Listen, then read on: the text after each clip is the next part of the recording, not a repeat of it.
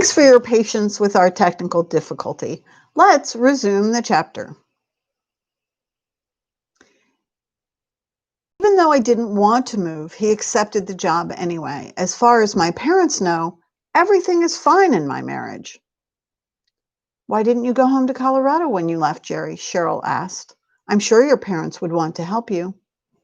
Because I don't want my family involved in this. Tears ran down Abby's face. My father didn't want me to marry Jerry, but I didn't listen. I've been too ashamed to tell them what's been going on. But I'm sure your parents love you, Cheryl said softly. Shouldn't you give them a chance instead of hanging on to some false sense of pride? Abby shook her head with vigor. It's not just that. I'm afraid Jerry will hurt them. I've got to find another way. If I can just get him out of my life, I'll gladly go home. It's true that at one time admitting my folks were right about something I was too proud to do. But I don't feel that way anymore. Now it's the least of my problems. Abby, I truly believe you need to contact the local police, Cheryl said. You need some professional advice and protection.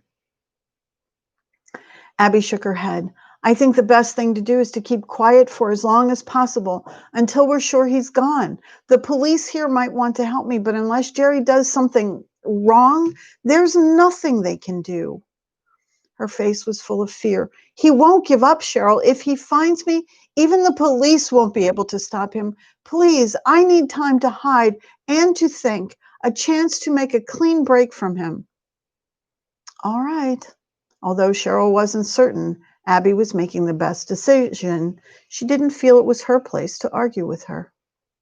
I'll do everything I can to find out if Jerry is in Sugar Creek. In the meantime, don't go out, whatever you do. And if I could tell you're not Amish, other people will notice too. They already have, Rachel said. I intercepted a note during a church supper last week that said someone in Sugar Creek wasn't who they seemed to be. I'm sure it was directed at Abby. I pressured Rachel to let me go to a church meeting, Abby said. Obviously, it was a mistake. Cheryl raised an eyebrow. What did you do with that note? I thought I put it inside my Bible, but when I looked later, I couldn't find it. Let me guess. Levi Miller made your Bible cover? How did you know? Because you accidentally put the note in Levi's Bible, and he left it here after bringing me a delivery, and the note dropped out. Oh, well, at least I know what happened to it, but it just goes to show that others in our community are suspicious of Abby. I am so sorry to cause all this trouble, Abby said, her voice catching. Marrying Jerry was my fault. Now innocent people are paying for my mistake. A mistake is just a mistake, Abby, Cheryl said. Trusting the wrong person has happened to most of us. She thought of Lance. Her experience with pain gave her added empathy for Abby. You need to get going. First, let me make sure everything's okay before you go outside. Cheryl opened the door and walked out into the shop. There were two women and a child looking at merchandise. She walked to the front door and looked out.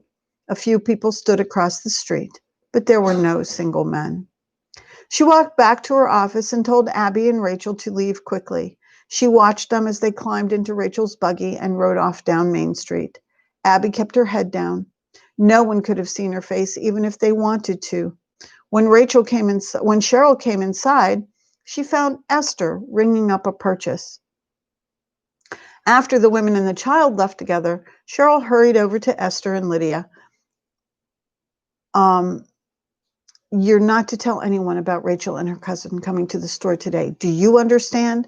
Especially about her cousin's fainting spell. The girls nodded, their eyes round with curiosity. I mean it. You can go. She was more concerned about Lydia than she was Esther.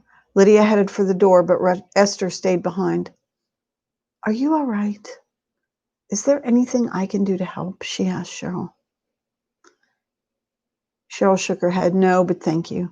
The only thing you can do to help is do what I asked. Not a word about Rachel and Martha. I won't mention it, she replied. But I know something is wrong. Martha is not who she seems to be.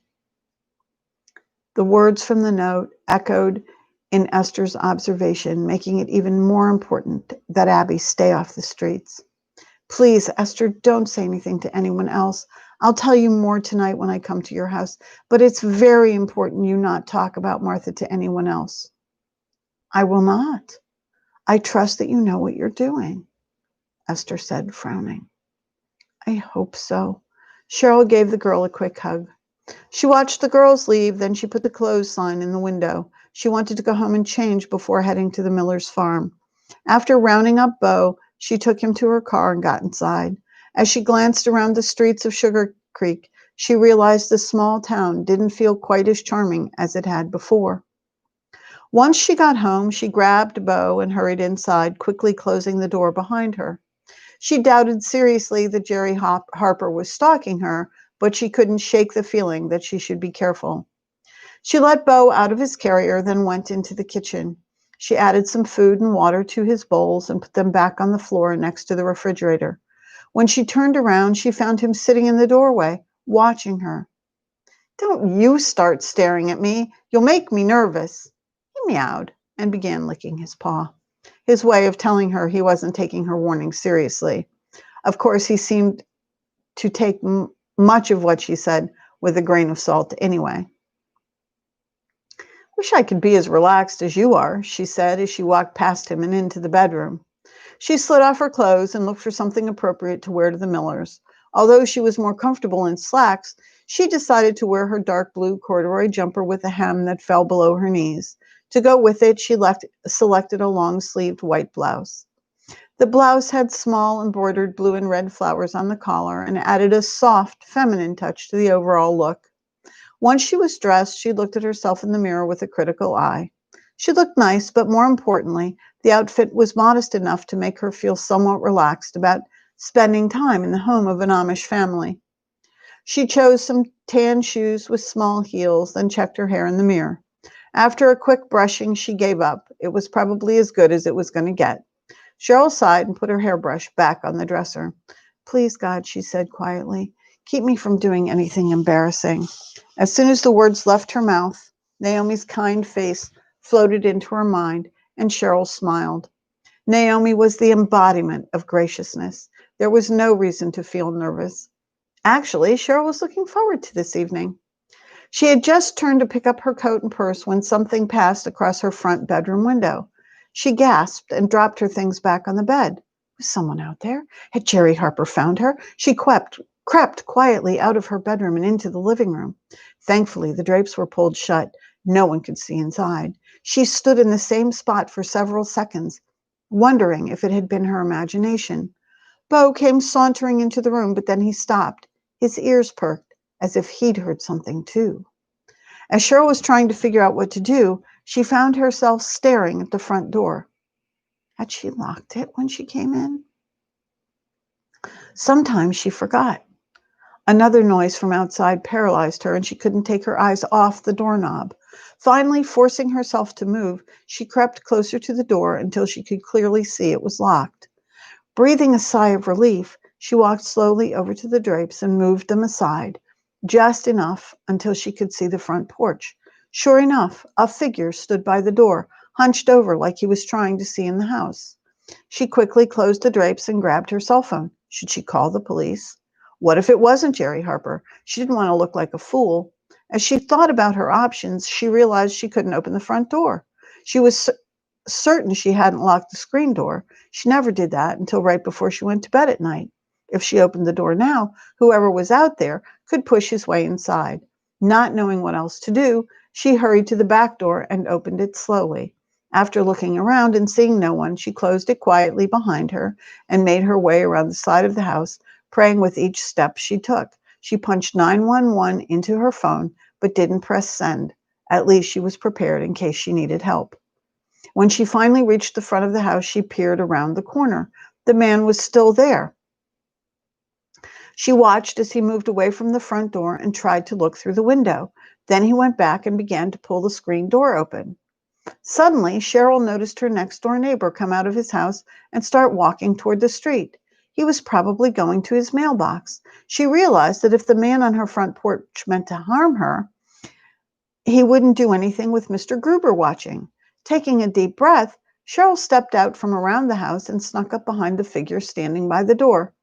"Who are you, and what do you want?" she said loudly. The man jumped and whirled around, almost dropping something in his hands. At the same time, Mr. Gruber abandoned his trip to the mailbox and turned to see what was going on. "I said, what are you doing here?" Cheryl said again as loudly as she could. "What do you want?" She moved closer and found herself staring into the face of a young man whose eyes were as wide as saucers. I'm from the Honeybee. I work there. Cathy said you ordered some cookies, but you forgot to pick them up." He held out a box, clearly marked Honeybee Cafe on the front. Cheryl recognized him from one of her many trips to the restaurant. "Why didn't you ring the bell?" she asked, trying to keep the exasperation out of her voice. "I did. I don't think it's working. That's why I tried to look in the window to see if you were home." Cheryl had noticed a couple of days ago that the bell wasn't working and had intended to check it out when she had time. She suddenly wished she'd taken care of it sooner.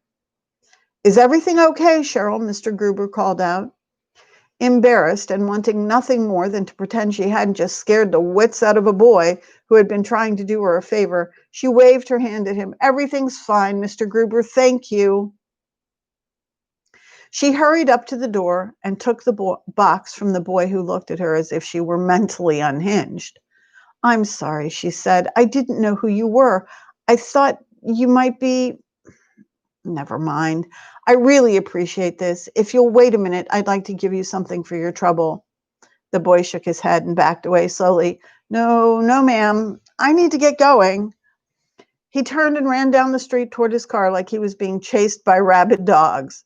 Cheryl waved once more at Mr. Gruber and tried to open the front door. Of course it was locked. Her keys were in her purse, which was in the house. Glancing once more at her neighbor, who seemed to be extremely amused by the entire situation, she walked quickly around the side of the house and went in the back door. She put the cookies on the kitchen counter, then leaned against it.